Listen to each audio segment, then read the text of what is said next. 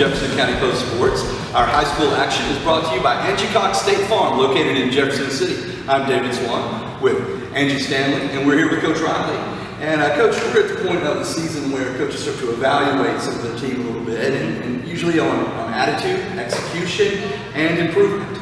Let's start with the attitude of your team. Coming off a tough couple of losses, where do you find your team's attitude? Well, I think our attitude is fine. I think our kids are believing that the process will work.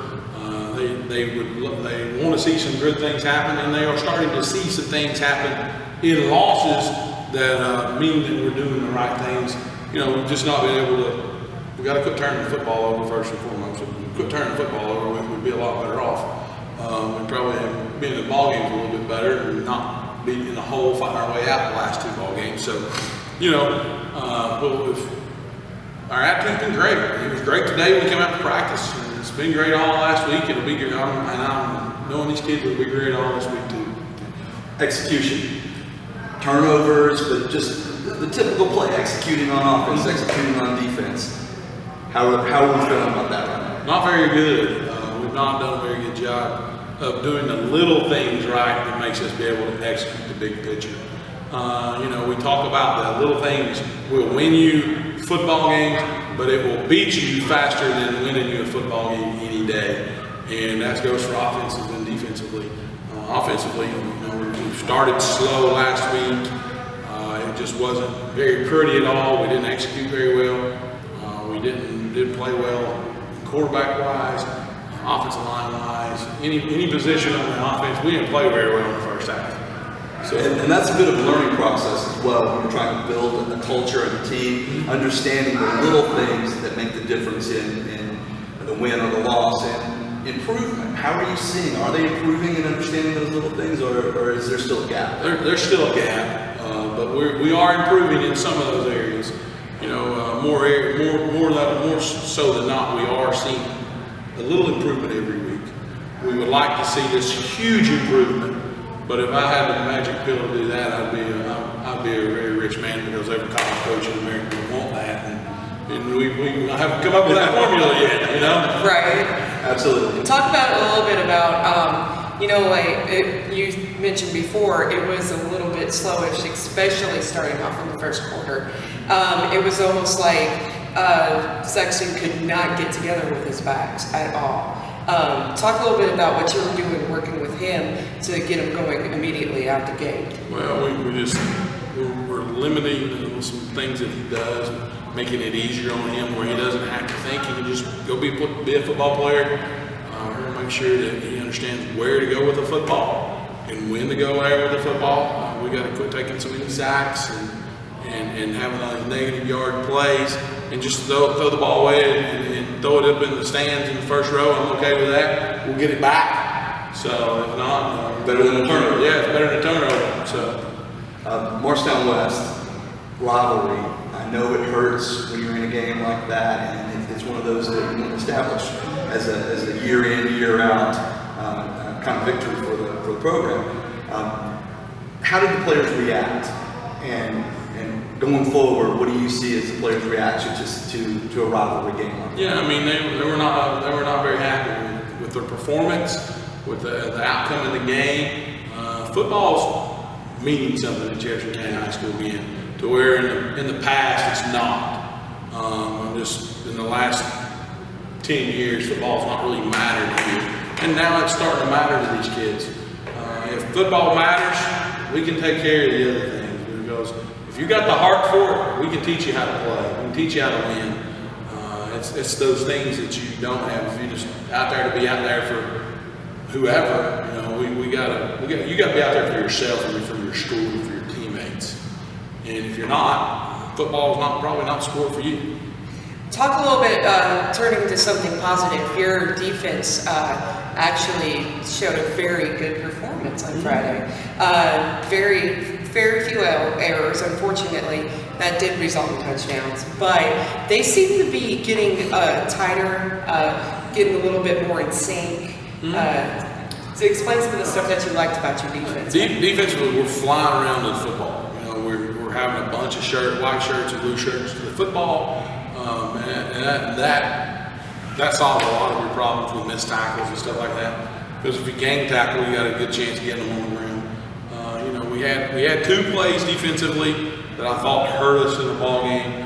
The screen pass, they go for 60 on the missed tackles.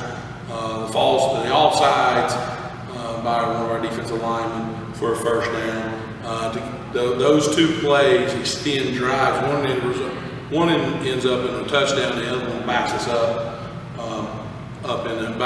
backs us up on punt, and we have to go a little longer for our drive. So, if we can cut those little things out on the offensive side of the ball, we had 2 picks that were big factors in the ball game. 1 pick six. If you don't have the pick six, who knows what happens? We have 3 turnovers at the quarterback position of interceptions. We're going to limit our interceptions. We got to quit throwing it to the other guys and throw it to ours. And that's what I've been telling him this week. It is what it is. Hey, you played bad, forget about it, let's go on. We have to learn from our mistakes, and let's go be a football player that we know you can be. Well, let's turn our attention toward this week. Okay. What do we got coming up? What do we expect this week? Well, Bradley Central is a really good ball club. We're probably one of the most athletic teams, speed-wise and ability-wise, that we've seen up to this point. It's not like our first 5 ball games have been cupcakes. Everybody else can say, "Hey, Jefferson, we've played top 2, the number 1 team in 6A, and the last time I looked, Bradley Central was number 6. They're probably 4, 3 or 4 someplace in there in 6A. And Carter beat Knox West was a big win for them. And Grace is winning ball games left and right now. So it's not like we've played a bunch of cupcakes here in the first 5 football games. So, we're seeing Bradley Central, who's a really good ball club, who's going to fly around. They show up in a bad mood when they show up to the ball carrier.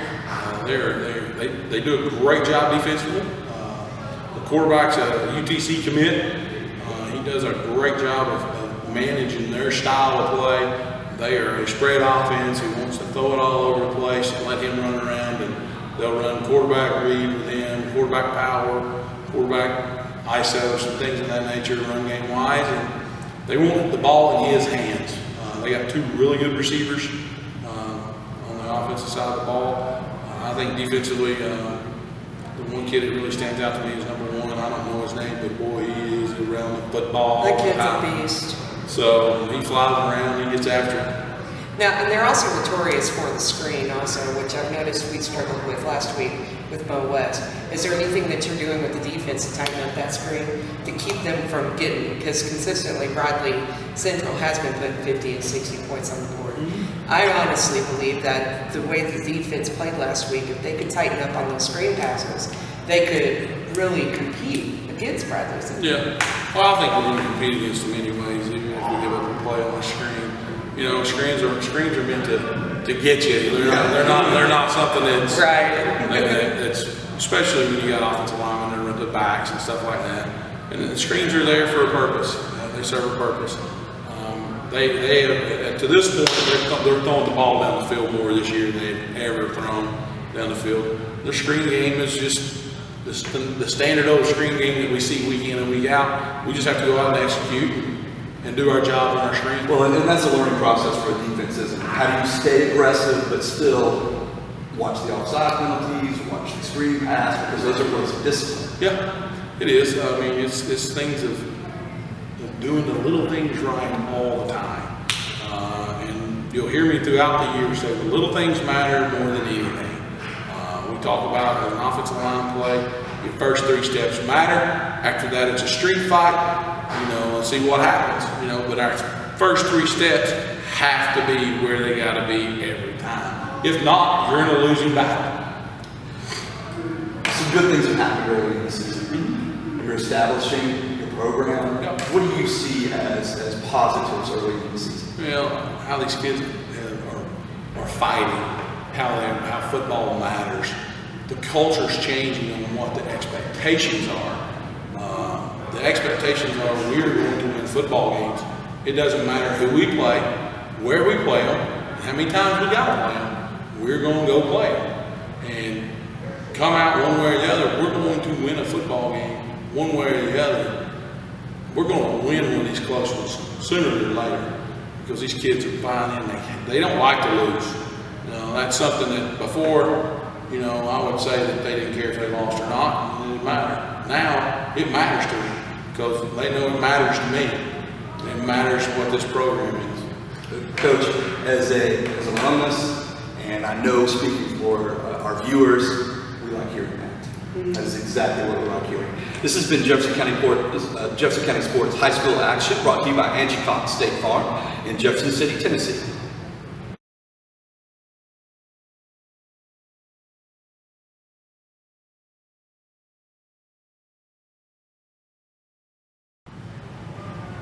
Welcome to the Big Orange Breakdown, brought to you by Peak Rehab, located in White Pine, Tennessee.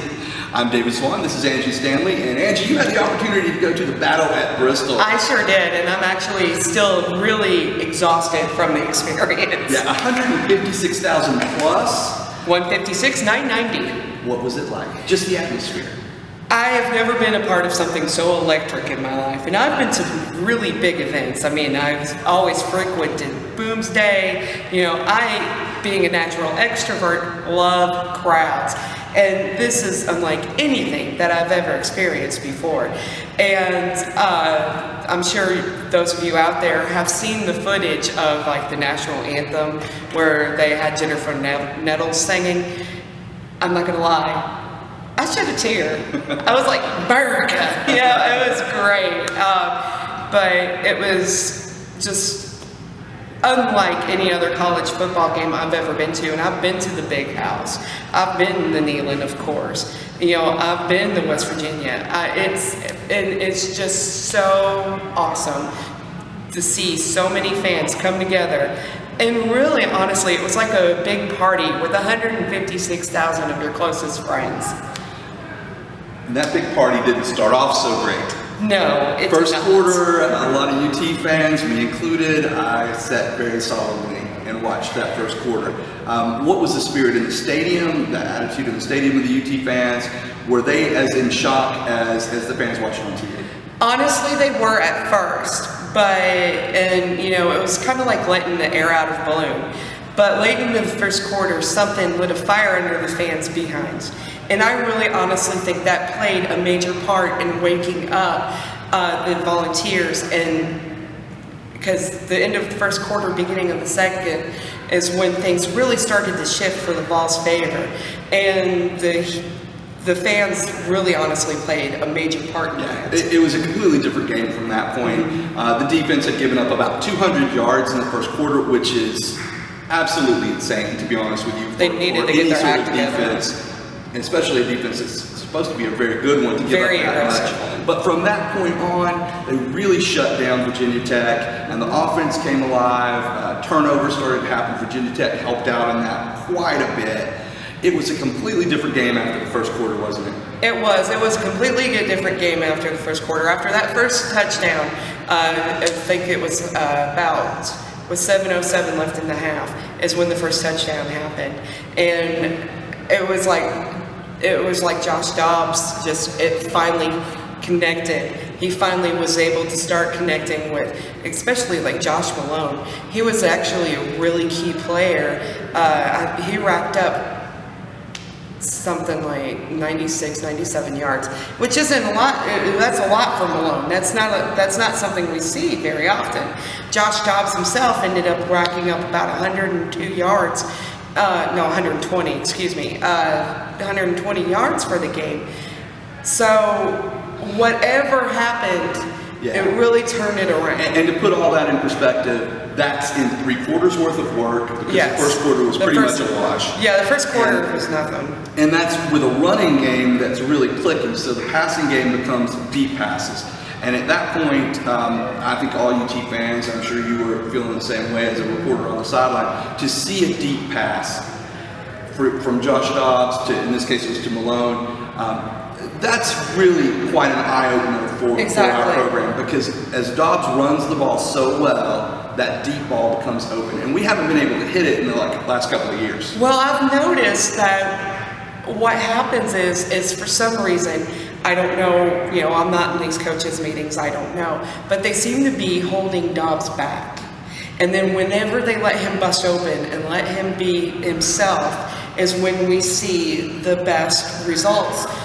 It's when his passing gets more accurate. It's when you see him running more, and when he can just really just shine through and be the quarterback that we know that he is. Angie, I was speaking with someone earlier, and I said, as long as Josh Dobbs runs the ball, he will pass the ball. Mm-hmm. If he doesn't run the ball, he struggles passing the ball. Mm-hmm. His game really is 10, 12 runs, and then pull in those safeties and be able to hit a seam or over the top or something like that. And this year he's getting the deep ball a little bit better. He is. And his accuracy as the games go on and as the games progress is improving a lot. Just the improvement from last week to this week is a lot. There's still a lot of people out there still not very happy with his performance, but me personally, they're 2-0. Yeah, and my thought on that is, as long as they intentionally run him, I'm not talking about quarterback scrambles, I'm talking about designed runs for Josh Dobbs,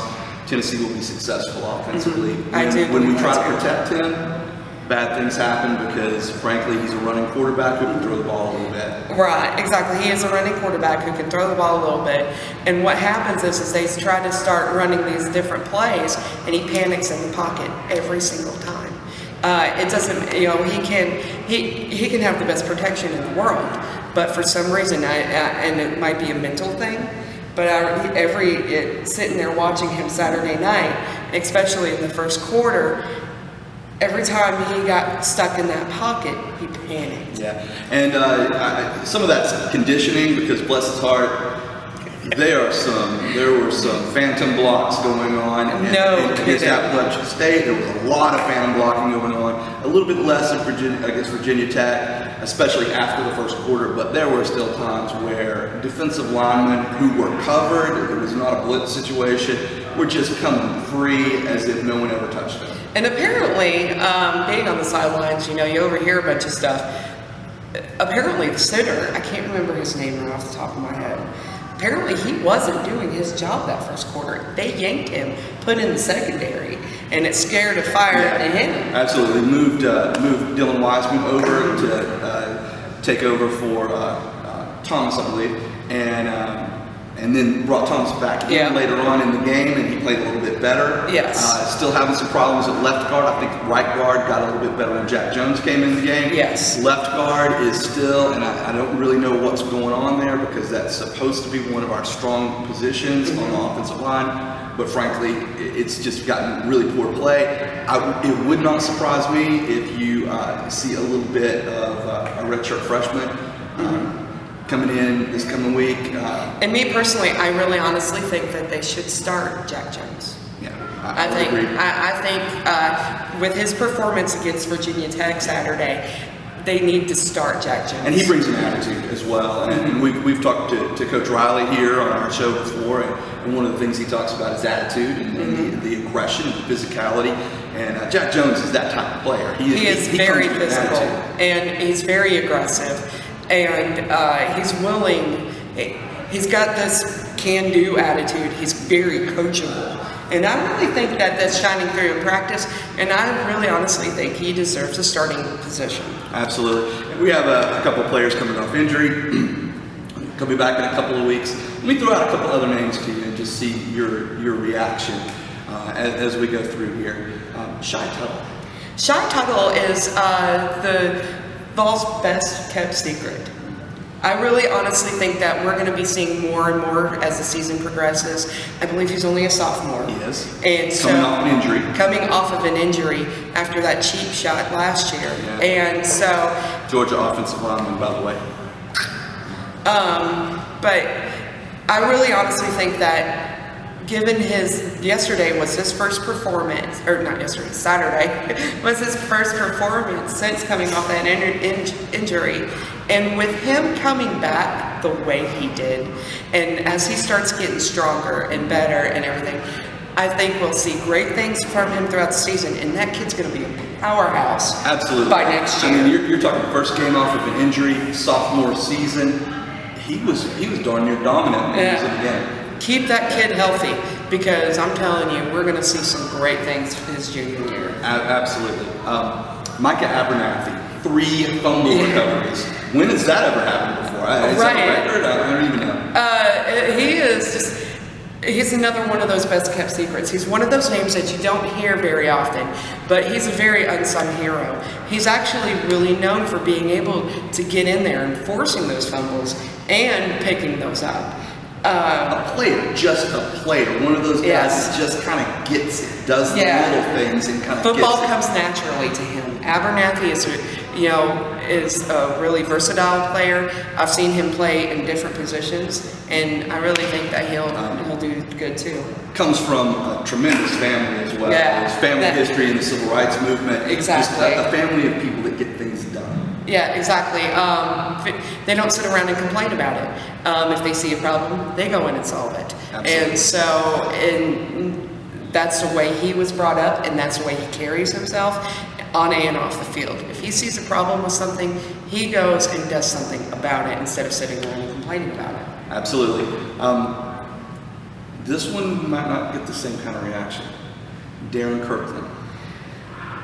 A little scared about that injury? Yes, I'm very scared about that injury, and he is too, because I actually followed him out of the garage where the media and the football players were going back to their transportation. And I'm not allowed to talk to him, of course, but you just overhear conversation, and he doesn't feel good about it. We will get an injury report from Coach Jones sometime later on in the week. UT's best doctors are looking at him as we speak. I'm hearing high ankle sprain is what I'm hearing. That can be an injury that goes anywhere from 2 weeks to 8 weeks or more. You just aren't sure about that type of injury. And he is such an important cog in that defense and a tremendous person as well. Oh, he's an awesome player, tremendous defensive player, and just on and off the field. Very aggressive, very get things done, a lot like Abernathy. Awesome. This has been the Big Orange Breakdown, brought to you by Peak Rehab, located in White Pine, Tennessee.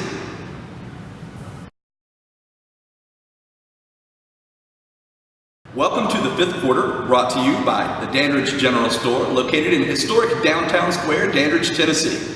Angie, we got Ohio coming up. Now, we have seen too much over the course of this football season that teams that should not be playing with some of the powerhouses are playing with some of the powerhouses. So I am a little reticent, a little reluctant to dismiss Ohio's chances to make the game close, but it should not be close. It should not be close, unless they completely overlook them, make the same mistakes that they made with Appalachian State.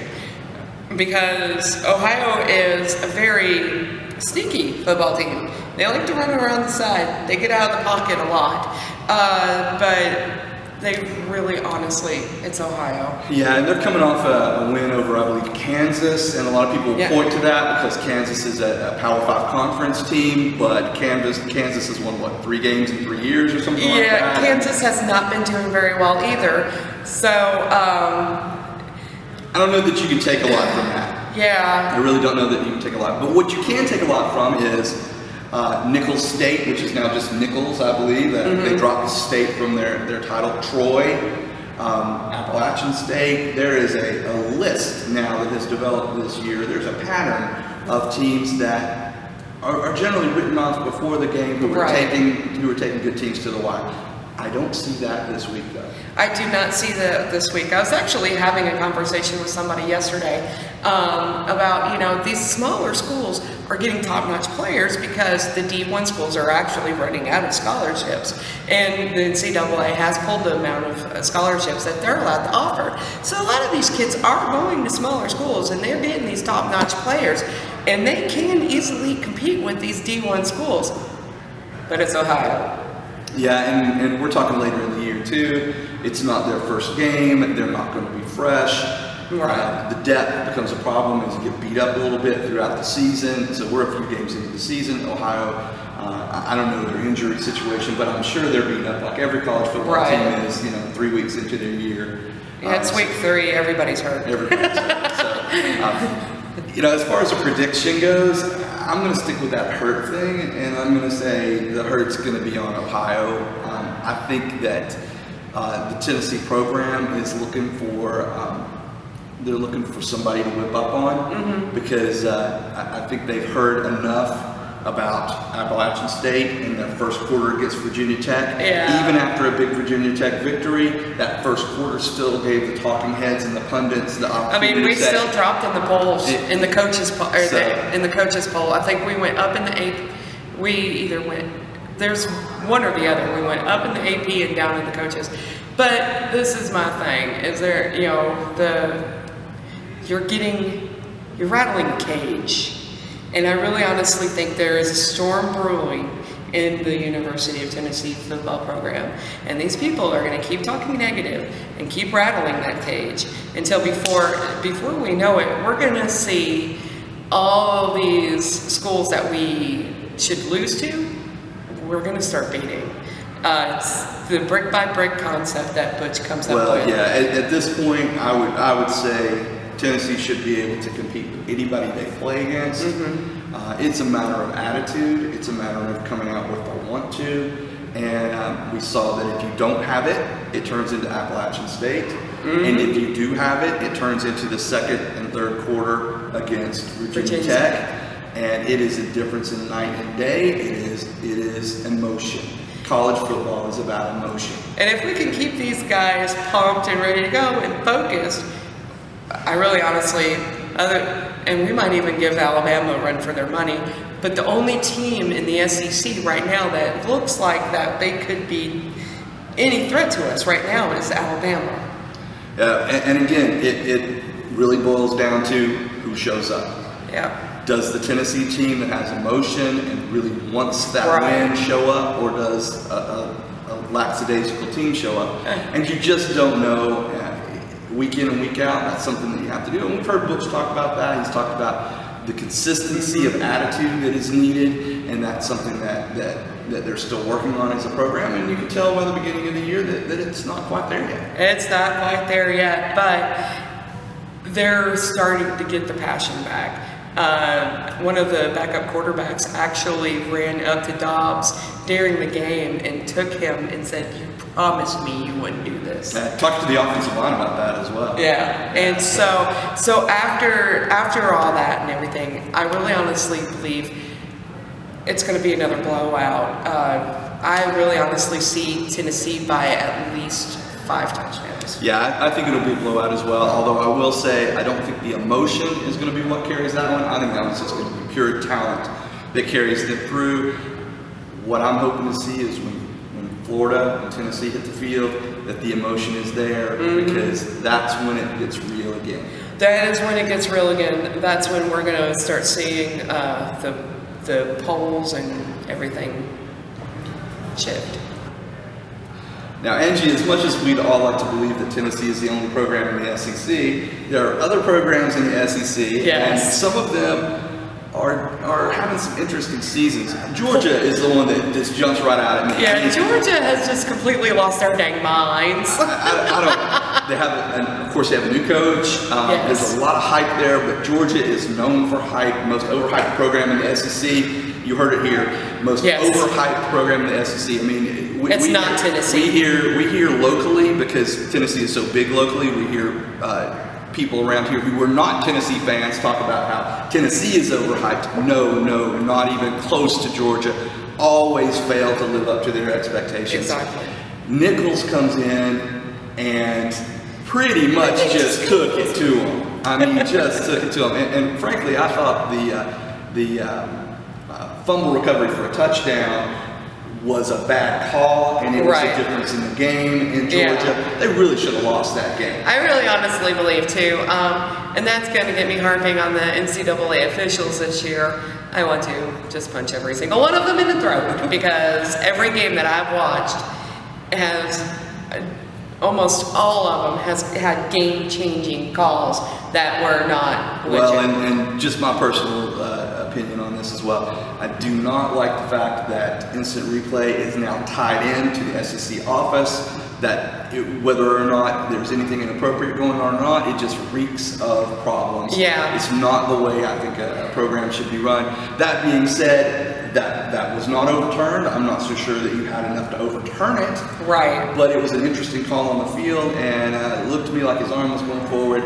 And Georgia, they really shouldn't have been in that situation. No, they shouldn't have. Especially given the way that they've been hyped up and everything, they should have walked all over. Another program that is suffering greatly at the moment, LSU. I am so disappointed in LSU because as much as we hate the Tigers, it used to be such a fun rivalry.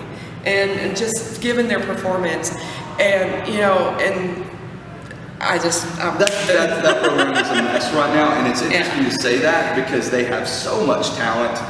And they have less freaking miles. And that, I think that's the issue, to be honest with you. It's not necessarily his issue so much as there comes a point in time where coaches aren't as successful as they've been before. Maybe he's a little bit too old school. I don't know. That program just doesn't seem to know how to either throw their support behind him or replace him. They seem stuck in the middle somewhere, and it's affecting them on the field. They're afraid to fire him because it's less freaking miles. And the truth of the matter is, he has always struggled with quarterback play since he's been at LSU, and he's still struggling with quarterback play, and he will probably continue to struggle with quarterback play. Yeah, I'm very disappointed in the LSU program because I was really hoping that they were going to really try to turn it around this year and become a SEC powerhouse again.